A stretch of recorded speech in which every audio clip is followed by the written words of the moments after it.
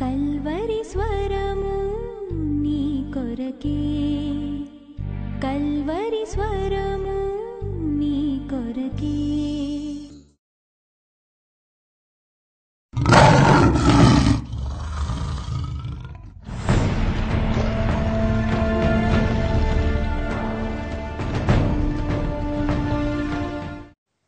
దానియేలు గ్రంథము అనేక విలువైన సత్యాలు ఈ 2వ అధ్యాయం ద్వారా మనం నేర్చుకున్నాం. దానియేలు నెబుకద్నెజరు కన్న కలను, భావమును అద్భుతంగా తెలియచెప్పేశాడు. ప్రాణం మీదకు వచ్చినటువంటి సమస్యను ప్రార్థనతో జయించాడు. మన జీవితాల్లో ప్రాణం మీదకు వచ్చేటటువంటి సమస్యలను, ప్రమాదంగా కనిపించేటటువంటి పరిస్థితులను మార్చగలిగింది, జయాన్ని ఇవ్వగలిగింది ఒక్క ప్రార్థన మాత్రమే. ప్రార్థనను నిర్లక్ష్యం చేస్తే బ్రతుకు అర్థం లేకుండా ఉంటుంది. కాబట్టి సహోదరులు, సహోదరులు, మీ వ్యక్తిగత జీవితంలో ప్రార్థనను నిర్లక్ష్యము చేయకండి. మనం ఎంత ఎక్కువగా ప్రార్థనా పరులుగా మారుతామో అంత ఎక్కువగా పరిశుద్ధులుగా తీర్చబడతాం. ఎంత ఎక్కువగా ప్రార్థనలో దేవుడితో గడపటం నేర్చుకుంటామో అంత తక్కువగా లోకంతో గడపటం మనం ప్రారంభిస్తాం. ప్రాణం మీదకు వచ్చింది దానియేలుకు, షద్రక్, మెషక్, అబేద్నెగోకు. ప్రాణం మీదకు వచ్చినటువంటి సమస్యను ఎవరూ తీర్చలేరు. పైపెచ్చు వచ్చినటువంటి సమస్య చిన్న చితక మనుషుల ద్వారా కాదు, వారికంటే బలహీనుల ద్వారా ఆ సమస్య రాలా, లేదా వారితో పాటు సమానంగా ఉన్నటువంటి అధికారుల ద్వారా సమస్య రాలా. కొన్నిసార్లు సమస్యలు వస్తాయి, మనకంటే బలహీనుల ద్వారా సమస్యలు వస్తాయి. పెద్దగా వరి కానవసరంలా. మన తోటి వారితో సమస్యలు వస్తాయి, ఎంతో కొంత మనం తీర్చుకోవడానికి ప్రయత్నం చేయొచ్చు. కానీ మనకంటే బలవంతుల ద్వారా సమస్య వచ్చినప్పుడు, మనకంటే బలమైన వారి ద్వారా, ఆర్థికంగా బలవంతులు కావచ్చు, జ్ఞానములో బలవంతులు కావచ్చు, అధికారంలో బలవంతులు కావచ్చు, ఖండ బలము, గుండె బలము కలవారు కావచ్చు, మనకంటే శక్తి, యుక్తి కలవారి ద్వారా సమస్య వచ్చినప్పుడు ఎవరికి చెప్పుకోవాలి? దానియేలు, షద్రకు, మెషకు, అబేద్నెగో ప్రాణం మీదకు వచ్చింది ఎవరో అనామకులు చెప్పిన మాట వల్ల కాదు. సాక్షాత్తు దేశాన్నే పరిపాలన చేస్తున్న రాజు నుంచి వచ్చింది ఈ శాసనము.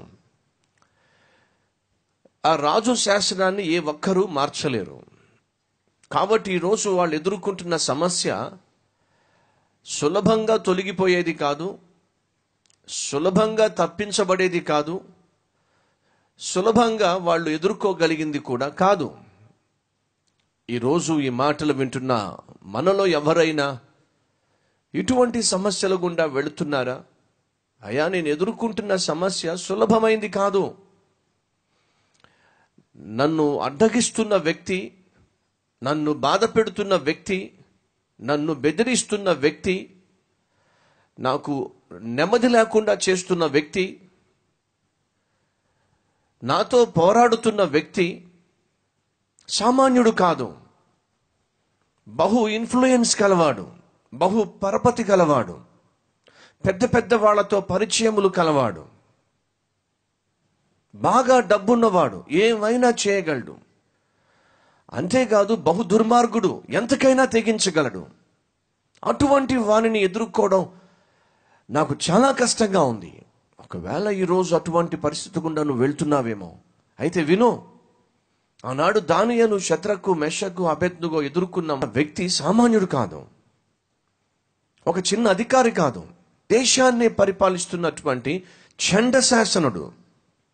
ఆ రోజు బబులోను దేశము ప్రపంచాన్ని పరిపాలించేటటువంటి స్థానంలో ఉంది. ప్రపంచాన్ని పరిపాలించేటటువంటి స్థితిలో నెబుకద్నెజరు ఉన్నాడు.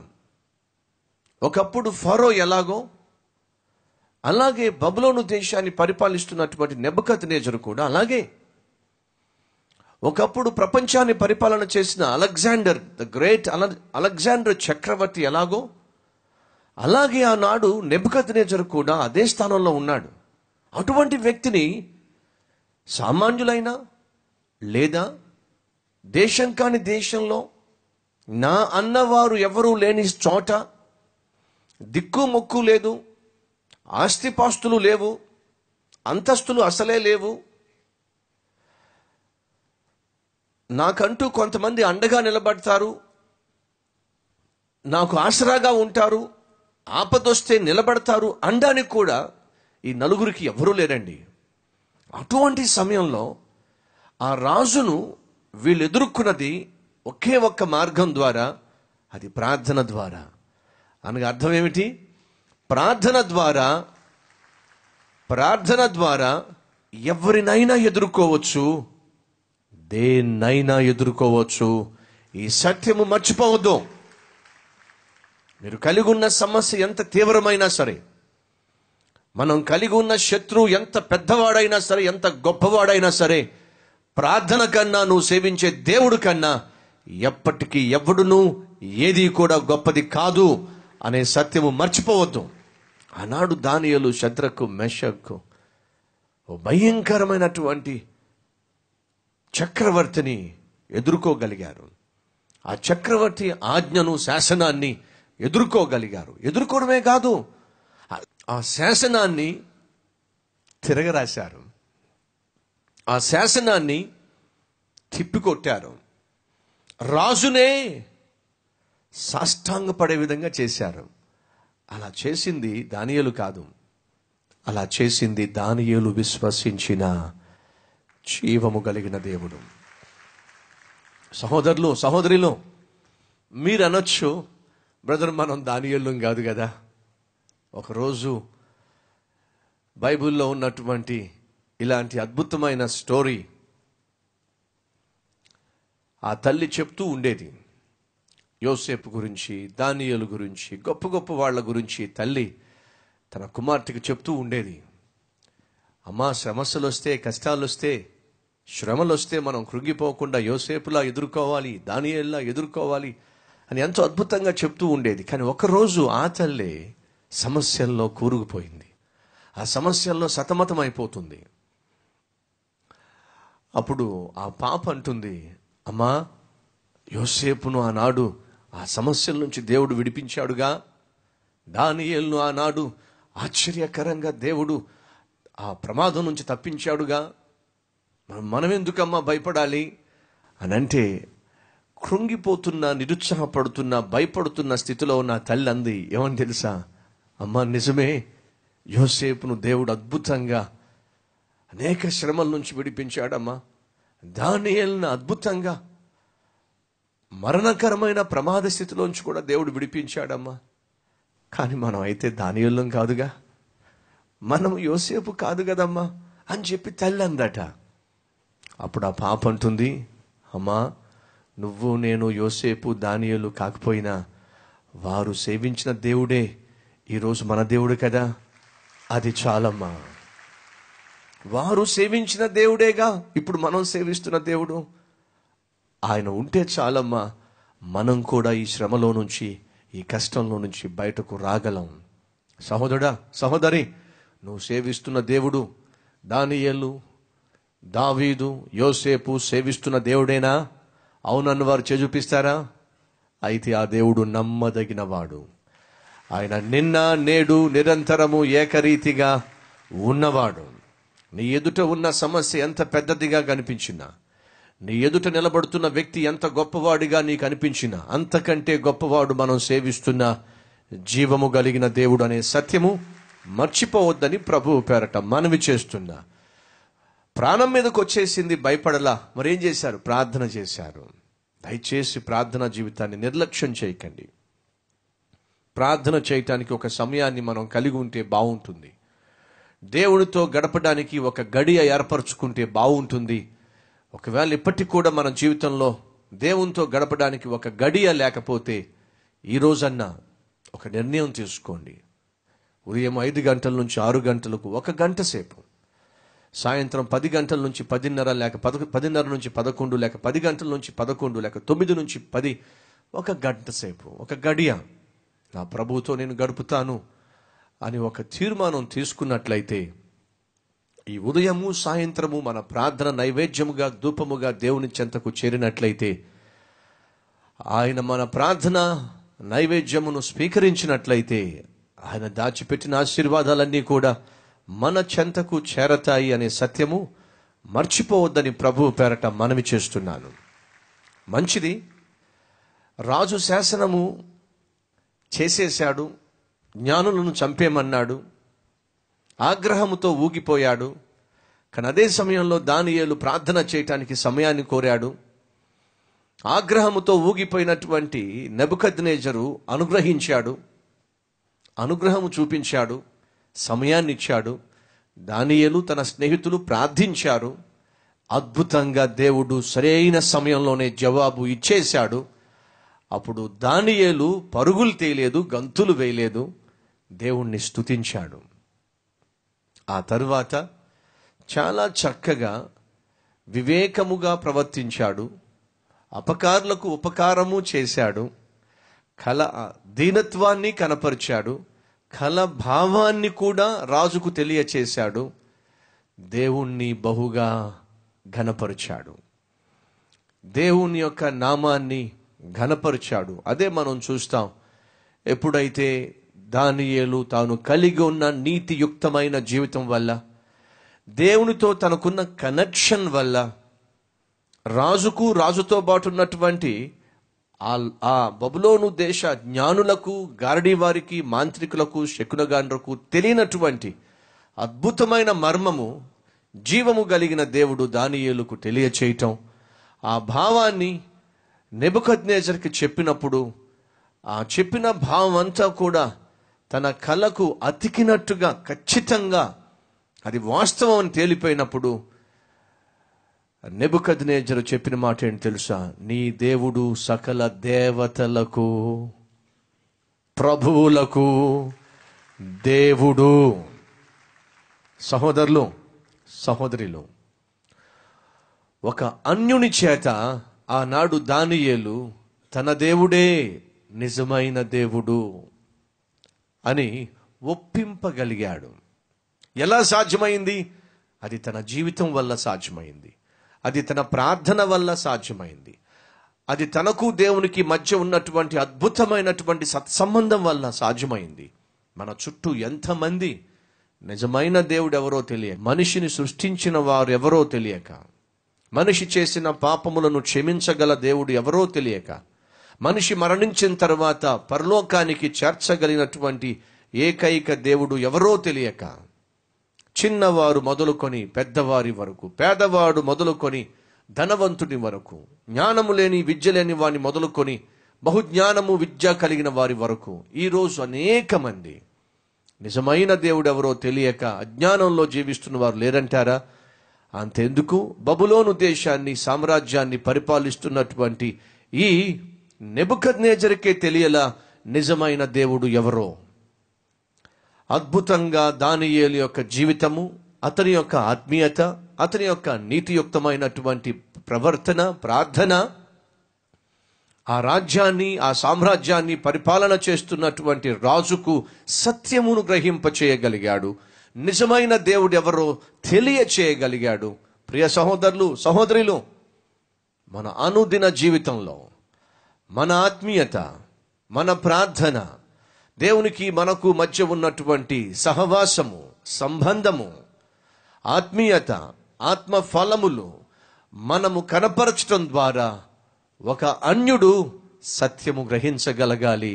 యేసే లోక రక్షకుడు అనే విశ్వసించే విధముగా నీ జీవితము ఉండాలి.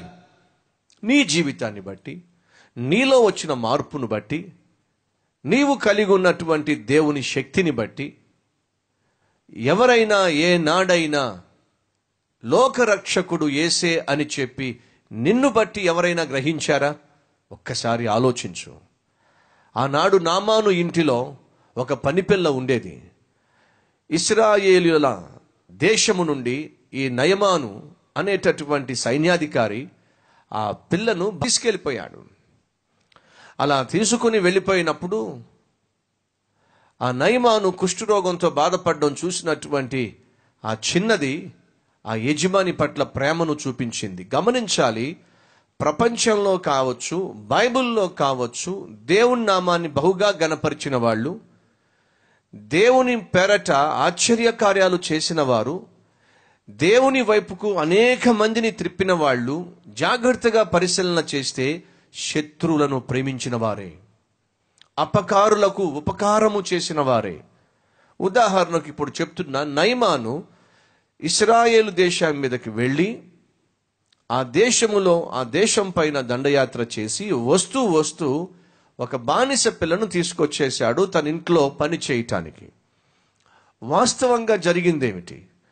ఆ ఇశ్రాయేలీయుల చిన్నది తన తల్లి తండ్రి ప్రేమకు దూరం చేయబడింది, తన ఇంటికి దూరం చేయబడింది, తన వారికి దూరం చేయబడింది, తన దేశానికి దూరం చేయబడింది, తనకున్నటువంటి స్వాతంత్ర్యమునకు దూరం చేయబడింది.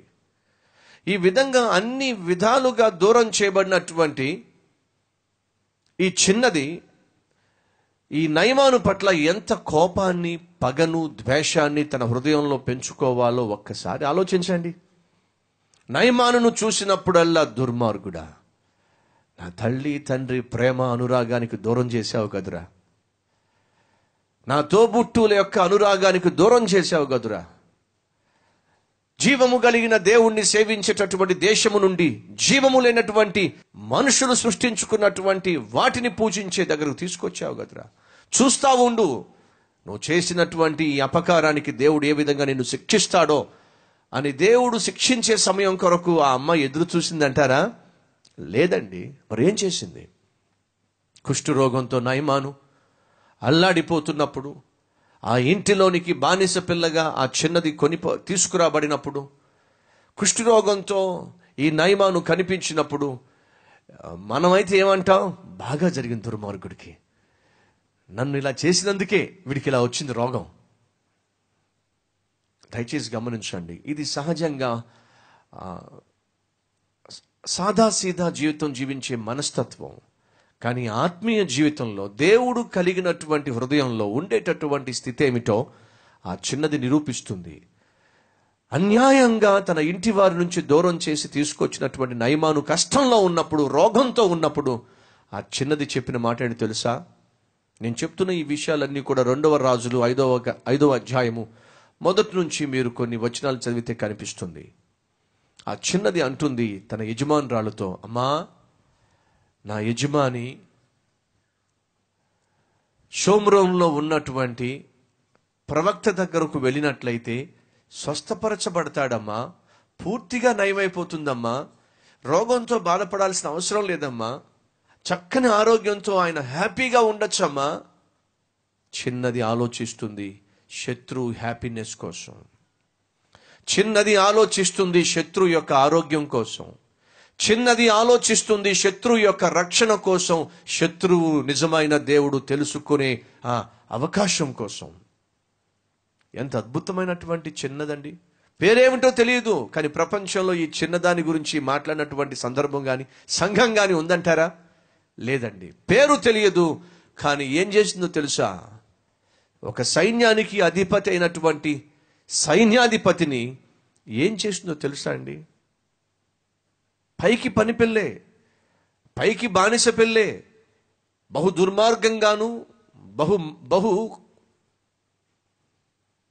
అహంకారముతోనూ కోపముతోనూ నిండి ఉన్నటువంటి ఈ నయమానును ఏం చేసిందో తెలుసా? ఒక్కసారి చూద్దాం రండి. 2వ రాజులు 5వ అధ్యాయం 14వ వచనం 15వ వచనం. అతడు పోయి దైవజనుడు చెప్పినట్లు యోర్దాను నదిలో 7 మార్లు మునుగగా అతని దేహము పసిపిల్ల దేహము వలనై అతడు శుద్ధుడాయను. అప్పుడు అతడు తన పరివారముతో కూడా దైవజనుడి దగ్గరకు తిరిగి వచ్చి అతని ముందర నిలిచి, చిత్తగించుము, ఇశ్రాయేలులో ఉన్న దేవుడు తప్ప లోకమందంతటి యందును మరి ఒక దేవుడు లేడని నేను ఎరుగుదును. ఏమంటున్నాడు? ఇశ్రాయేలీయులలో ఉన్న దేవుడు తప్ప లోకమందంతటా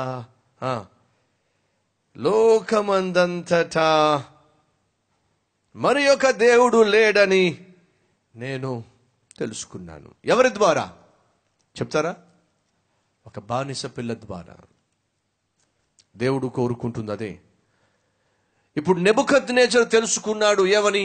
దానియేలు గ్రంథం 2వ అధ్యాయము 47వ వచనము. దానియేలు 2:47. మరియు రాజు, ఈ మర్మమును బయలుపరచుటకు నీవు సమర్థుడవైతివే. నీ దేవుడు దేవతలకును దేవుడును, రాజులకు ప్రభువును మర్మములు బయలుపరచువాడునై ఉన్నాడని దానియేలుకు ప్రత్యుత్తరం ఇచ్చెను. నీ దేవుడు సామాన్యుడు కాదయ్యా. దానియేలు, నీ దేవుడు సామాన్యుడు కాదు. దేవతలకు దేవుడు, రాజులకు ప్రభువు నీ దేవుడే. ఒప్పింప చేశాడండి. దానియేలు నెబుకద్నెజరు నోటితో ఒప్పింప చేశాడండి. నేను సేవిస్తున్న దేవుడే నిజమైన దేవుడు. గమనిస్తున్నారా? దానియేలేమో ఆ రాజ్యములో అందరూ కలిగిన జ్ఞానము కంటే 10 రెట్లు ఎక్కువ జ్ఞానం గలవాడు. అటువంటి మహాజ్ఞానము గలవాడు రాజు చేత ఒప్పింప చేశాడు. ఏమని? దానియేలు సేవించే దేవుడే నిజమైన దేవుడని. దానియేలు కలిగిన విశ్వాసాన్ని బట్టి ఒప్పింప చేశాడు. దేవుడు ఆ విధంగా దానియేలు ద్వారా తన గొప్పతనం ఏమిటో, తన శక్తి ఏమిటో నిరూపించాడు. అప్పుడు మీరు అనొచ్చు, బ్రదర్ మనం దానియేలు కాదుగా. అయితే గమనించండి, బానిస పిల్ల పిహెచ్డి చేసిందా? ఏమండి? మెడిసిన్ చేసిందా? సివిల్స్కి ఏమైనా ప్రిపేర్ అయిందా? గ్రాడ్యుయేటా? బానిస పిల్ల, ఇంట్లో పనిచేసే పిల్ల. అదే చిన్న పిల్ల దేశాన్ని అనగా సిరియా దేశం యొక్క సైన్యాన్ని నడిపించే సైన్యాధికారి నోటితో చెప్పించిందండి. ఏమని? ఇశ్రాయేలీయులలో ఉన్న దేవుడు తప్ప ప్రపంచంలో మరి ఎక్కడా కూడా దేవుడు లేడు. అనగా అర్థం ఏమిటి? దేవుడు తన శక్తిని లోకంలో నశించిపోతున్న వారికి కనపరచుటకు, మనం సేవిస్తున్న దేవుడు ఎంత గొప్పవాడో, ఎంత శక్తి గలవాడో, ఎంత మహిమ గలవాడో, ఎంత ప్రేమ గలవాడో నశించిపోతున్న వారు తెలుసుకొనుటకు దేవుడు ఎవరినైనా వాడగలడు. అది బానిస కావచ్చు, మహాజ్ఞాని కావచ్చు, వారిని దేవుడు వాడడానికి సిద్ధంగా ఉన్నాడు. దేవుని యొక్క శక్తి ఏమిటో, మన దేవుని యొక్క ప్రభావం ఏమిటో దేవుడు తెలియచేయటానికి నిన్ను వాడుకోవడానికి సిద్ధంగా ఉన్నాడు. ఈ సత్యాన్ని గ్రహిస్తే ఎంత బాగుంటుంది. నేను దానియేలును కాదుగా, అయితే బానిస పిల్లగానైనా సరే దేవుని యొక్క ప్రభావాన్ని నువ్వు తెలియచేయగలవు.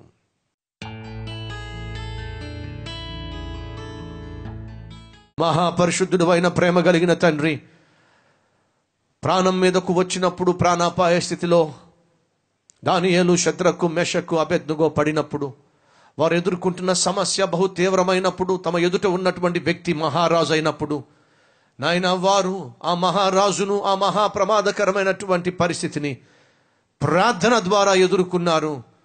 నాయన నీ సన్నిధికి వచ్చి చెప్పుకోవడం ద్వారా ఆ ప్రమాదకరమైనటువంటి పరిస్థితిలో నుంచి బయటకు రాగలిగారు. అంతేకాకుండా నీ నామాన్ని ఘనపరచగలిగారు. అంతేకాకుండా నిజమైన దేవుడు ఎవరో అన్య దేశాన్ని, సామ్రాజ్యాన్ని పరిపాలన చేస్తున్న రాజు చేతే ఒప్పింపగలిగారు. నాయన ఇది నీతో ఏర్పరచుకున్న, పెనవేసుకున్న సత్సంబంధం వల్ల, సహవాసం వల్ల మాత్రమే సాధ్యమైంది. అటువంటి సత్సంబంధము, సహవాసము మేము నీతో ఏర్పరచుకుంటే, ఆనాడు ఏ రీతిగా నిన్ను నీవు గణపరుచుకున్నావో, అన్య జనులను ప్రభువా ఏ రీతిగా వారి నోటితోనే ఒప్పింప చేశావో, అలాగే మా చుట్టూ ఉన్నటువంటి అన్యజనులు కూడా సత్యమును గ్రహింప చేయటానికి, నిత్య జీవానికి వారసులుగా మార్చటానికి, మా జీవితాలను ఉపయోగించుకోవడానికి నువ్వు సిద్ధంగా ఉన్నావు. నయమానును మార్చటానికి ఒక బానిస పిల్లను, నెబుకద్నెజరు కళ్ళు తెరవడానికి ఒక మహాజ్ఞానిని వాడుకున్నావు. తండ్రి, ఎవరినైనా వాడుకోవడానికి సిద్ధంగా ఉన్నావు. ఈరోజు నన్ను వాడుకో నాయన, మమ్మును వాడుకో ప్రభువా. సత్య మార్గములోనికి అనేక మందిని త్రిప్పేటటువంటి మహాకృప, ఆత్మీయత, మాదిరికరమైన జీవితము, మంచి సాక్ష్యము మా అందరికీ దయచేయమని యేసయ్య పేరట వేడుకుంటున్నాము తండ్రి. ఆమేన్. ప్రపంచ చరిత్రలో మొట్టమొదటిసారి భారతదేశంలోనే అతిపెద్ద ఆల్ నైట్ ప్రేయర్ కల్వరి టెంపుల్లో 20,000కు పైగా ప్రజలు ప్రతి నెల 2వ శుక్రవారం రాత్రి దేవునితో ఒక రాత్రి ఆరాధనలో పాల్గొంటున్నారు. మందిరంలో స్థలం సరిపోక కల్వరి టెంపుల్ ప్రాంగణంలో, కల్వరి టెంపుల్ ఆడిటోరియంలో నిండిపోయిన జనం.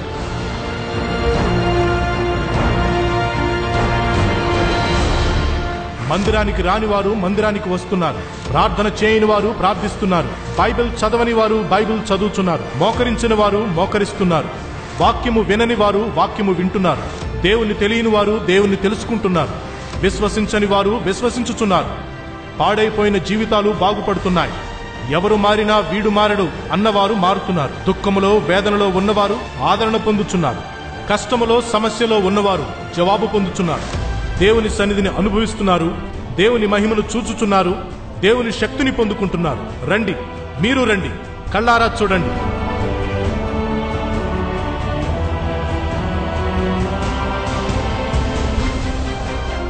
కల్వరి టెంపుల్లో దేవునితో ఒక రాత్రి.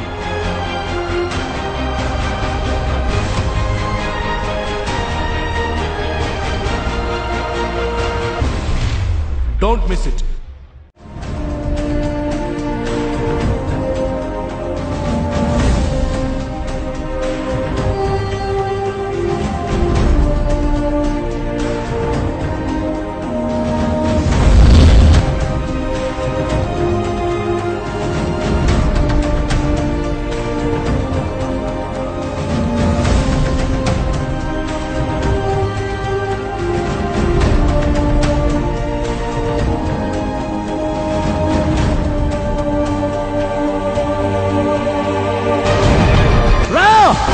ఈ రోజు నీ జీవితాన్ని పరిశుద్ధపరిచి నీ పాపములను క్షమించి నిన్ను దేవుని బిడ్డగా, పరలోక వాసునిగా, వారసునిగా దేవుడు మార్చాలని ఆశపడుతున్నాడు.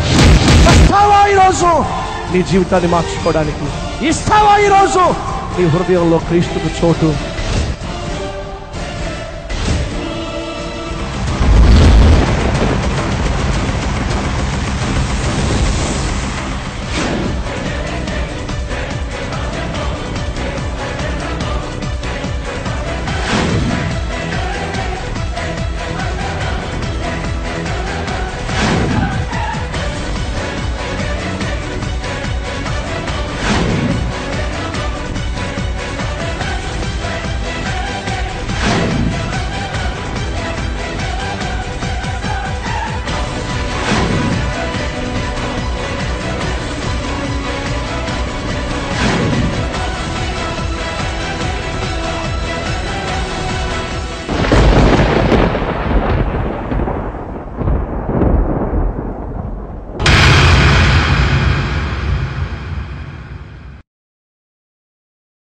Address Calvary, post box number 30, Kukatpally, Hyderabad 72.